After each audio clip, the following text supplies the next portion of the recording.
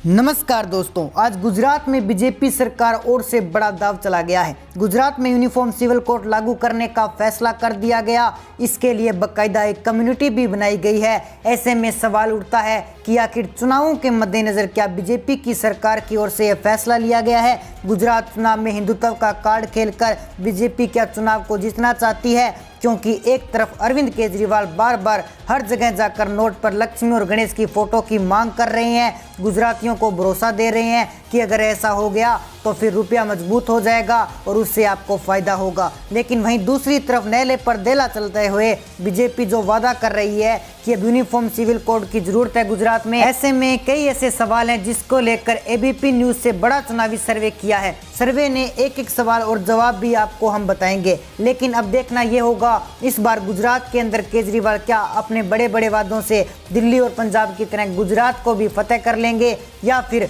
27 साल से सत्ता में रह रही भाजपा क्या इस बार फिर से गुजरात में अपनी सरकार बनाएगी, या फिर कह दें कि कांग्रेस भारत जोड़ो जैसे फर्जी आंदोलन चलाकर क्या इस बार गुजरात में एक जबरदस्त एंट्री करेंगे। इन सभी सवालों के जवाब में सर्वे को देखने के लिए आप हमारी स्पेशल रिपोर्ट देखिए।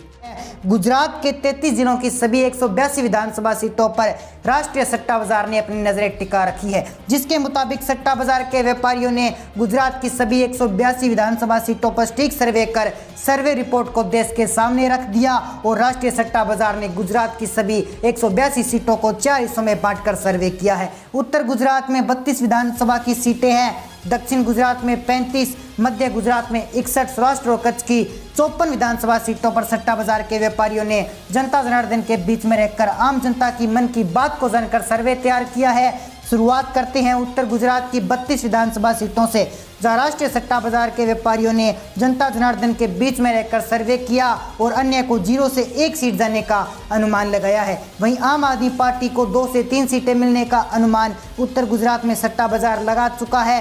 कांग्रेस की चर्चा करें तो 6 से 9 सीटें कांग्रेस को मिल सकती है, तो वहीं भारतीय जनता पार्टी 18 से 21 सीटों पर कब्जा कर सकती है। राष्ट्रीय सट्टा बाजार के व्यापारियों ने उत्तर गुजरात की 32 विधानसभा सीटों में से भारतीय जनता पार्टी को सबसे बड़ी पार्टी बनाते हुए 18 से 21 सीटें सौंप दी है। दक्षिण गुजरात की तरफ बढ़े तो 21 सीटें सौंप दी। दक्षिण गुजरात की तरफ हम बात कर लेते हैं। दक्षिण गुजरात की 35 विधानसभा सीटों में से राष्ट्रीय सट्टा बाजार ने 0 से 1 सीट अन्य के खाते में डाल दी है, तो वहीं 2 से 3 सीटें आम आदमी पार्टी को जाने का अनुमान लगाया गया है। 4 से 7 सीटों पर कांग्रेस का कब्जा रह सकता है, तो वहीं भारतीय जनता पार्टी 24 से 27 सीटों पर दक्षिण गुजरात में कब्जा कर सकती है। राष्ट्रीय सट्टा बाजार ने दक्षिण गुजरात की 35 विधानसभा सीटों में से भारतीय जनता पार्टी को सबसे बड़ी पार्टी बनाते हुए 24 से 27 सीटें सौंप दी है। मध्य गुजरात की 61 विधानसभा सीटों की तरफ बढ़ें तो राष्ट्रीय सट्टा बाजार ने मध्य गुजरात की 2 से 3 सीटें अन्य के खाते में डाल दी है, तो वहीं 4 से 7 सीटों पर आम आदमी पार्टी का कब्जा होने वाला है।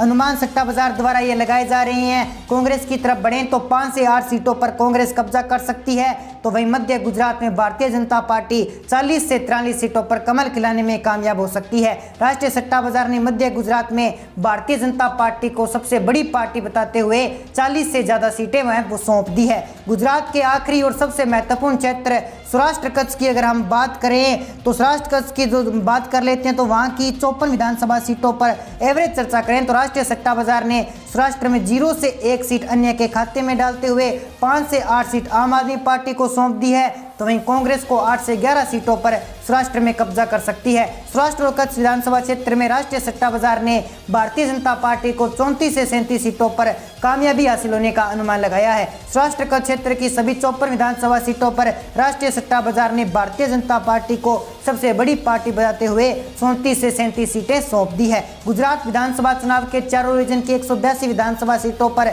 एवरेज चर्चा करें तो राष्ट्रीय सट्टा बाजार ने अन्य के खाते में 2 से 3 सीटें सौंप दी है।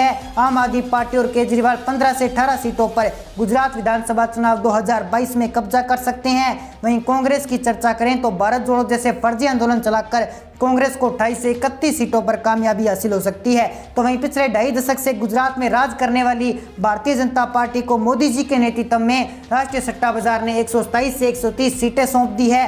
भारतीय जनता पार्टी गुजरात विधानसभा चुनाव 2022 में 127 से 130 सीटों पर कमल खिलाने में कामयाब हो सकती है। राष्ट्रीय सट्टा बाजार ने अपनी स्टेक सर्वे के दौरान गुजरात में भारतीय जनता पार्टी की सरकार बना दी। हालांकि राष्ट्रीय सट्टा बाजार समय समय पर अपने सर्वे आंकड़े अपडेट करता रहता है, लेकिन लेटेस्ट और ताज़ा अपडेट के मुताबिक राष्ट्रीय सट्टा बाजार भारतीय जनता पार्टी को गुजरात में 127 से 130 सीटें सौंप रहा है। गुजरात की सीएम गद्दी पर बैठने के लिए बहुमत का आंकड़ा 92 सीटें का है, जबकि भारतीय जनता पार्टी 100 का आंकड़ा पार करती हुई साफ साफ दिखाई दे रही है। तो दोस्तों, ऐसे में आपकी जो भी राय है, गुजरात के अंदर कौन सी पार्टी इस बार सीएम गद्दी पर विराजमान होगी, कौन सी पार्टी की आपस में टक्कर होने वाली है, ये सभी जानकारी आप हमें कमेंट बॉक्स के माध्यम से जरूर बताएं। साथ ही हमारा चैनल सब्सक्राइब जरूर कर लीजिए ताकि हमारी नई नई अपडेट्स अब तक पहुंच सके। जय हिंद, जय भारत।